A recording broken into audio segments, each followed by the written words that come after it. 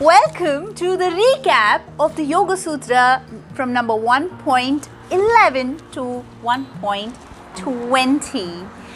Namaste everyone, my name is Vasundhara Talware and we're going to look at 1.11 to begin with. But before we begin, let us understand what we ended with. We were talking about the 5 fluctuation causing vrittis in our chitta in our previous 4 sutras. Of the 5, we covered the 4 in the previous first and recap video. This video starts with the 5th vritti, which is smriti, memory. Let us look at the sutra. Anubhuta Vishaya Asampramosha Smritihi. This sutra talks about the 5th fluctuation in our chitta, which is the memory. Now, the memory can be of a good event or a not so good event. Both these cause a fluctuation in our chitta. You may ask how? It can be that because you're thinking of a good memory, you're losing out on living the present moment.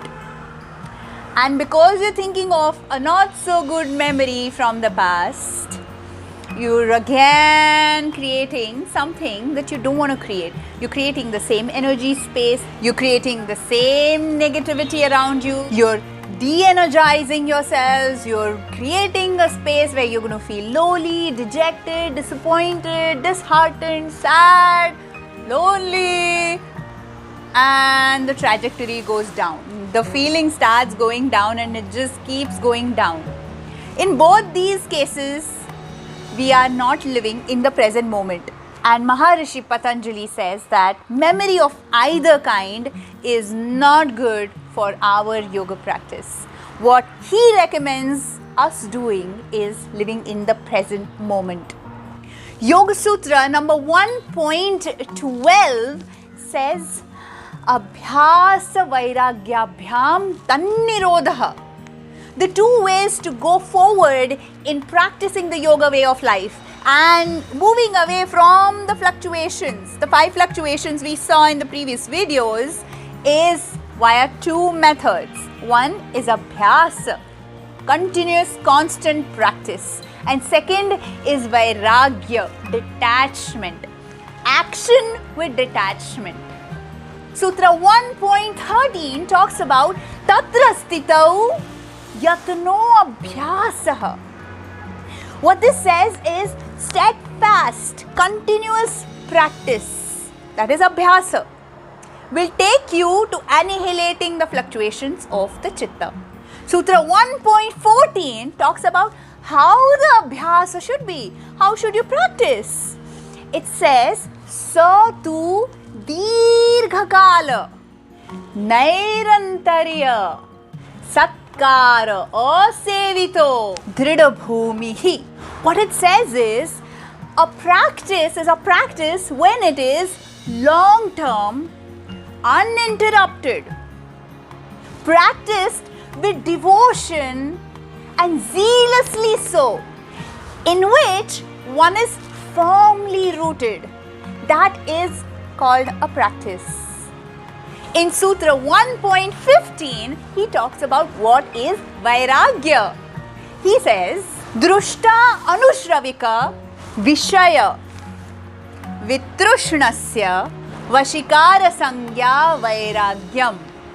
Vairagya, which is renunciation, which is detachment, is a practice where all your desires are annihilated, have become zero. That is Vairagya. Your eyes, your ears, your nose, your tongue, your skin doesn't want its sense objects, right? To soak in and please them constantly, looking for something to entertain themselves, please themselves.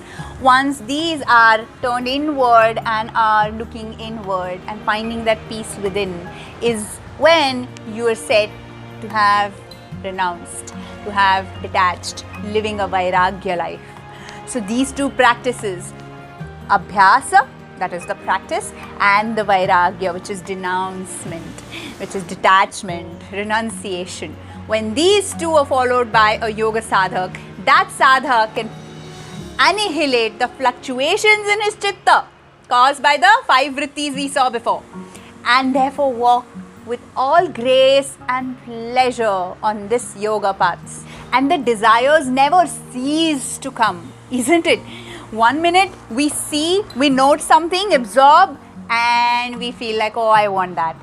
Oh, I feel nice talking to her. I feel nice looking at these videos, listening to the videos. I want more of them. The desire is constantly going to be there, but detaching from the desires is the practice of Vairagya. That today you may have it, tomorrow you may not. Either way, you're at peace. And what happens when you practice Vairagya? Detachment, renunciation. And therefore 1.16 talks about Tat Param Purusha Khyatir Gunavaitrushnyam, which is after you've renounced or detached from your desires, you experience the soul within. You start perceiving the soul within and transcend all the fluctuations of your chitta and transcend all the qualities of nature. All the qualities of your nature, be it sattva, rajas, tamas, be it all that is absorbed by our 5 senses, be it all that is prithvi, jal, akash, vayu and agni, fire, water, ether, earth and air. That's when you're said to be living in Vairagya. 1.17 talks about what happens when you walk on the path of practice and detachment. You reach 4 states of awareness and a state of sampragnata samadhi. These 4 states of awareness in this sampragnata samadhi are vitarka, vichara, ananda and asmita. So the sutra says vitarka, vichara, ananda, asmita rupa anugamata sampragnataha. Sampragnata is the samadhi of which these 4 are the qualities of awareness. They are the self-analysis, that is of the analytical thinking way, which is heightened in this samadhi. The second one is synthesis, which is developing perfect intelligence, getting insights into things, places, people and whatnot. The third one is Ananda, pure bliss. And the fourth one is Asmita Rupa, which is becoming one with who you are, experiencing your consciousness, oneness with your soul. The Sutra 1.18 talks about Virama Pratyaya, Abhyasa Purva, Sanskara Shesha, Anyaha. In this sutra, Maharishi Patanjali is talking about one more state of samadhi, which is called the Virama Pratyaya. In this, the soul, the body of the soul becomes one with an element of nature. It dissolves and becomes part of the nature. So the body is shed, the soul remains.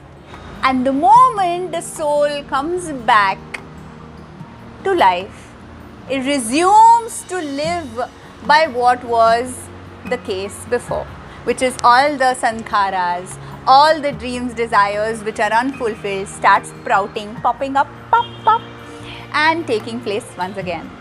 Therefore, what Maharishi Patanjali requests us all to do is not focus or not start enjoying the Virama Pratyaya state of samadhi, which is in between the Sabija and Nirbija Samadhi, but go on, keep going on the path of Abhyasa and Vairagya. Keep walking. Don't give in to the pleasures of this state of Samadhi and that state of Samadhi, but keep walking. The next sutra, which is 1.19, talks about what this state of Virama Pratyaya Samadhi is like. It says, Bhava Pratyaya Videha Prakriti Layalam, which means we become bodiless in this state of samadhi.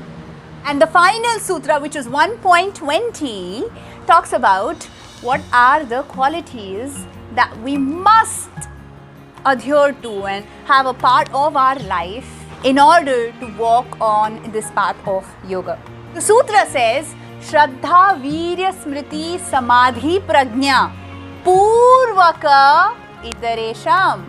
It says that you need to have trust in this path of the yoga life. Otherwise, you will not leave that pleasurable state of samadhi and move on. You need to have trust that there is the final goal.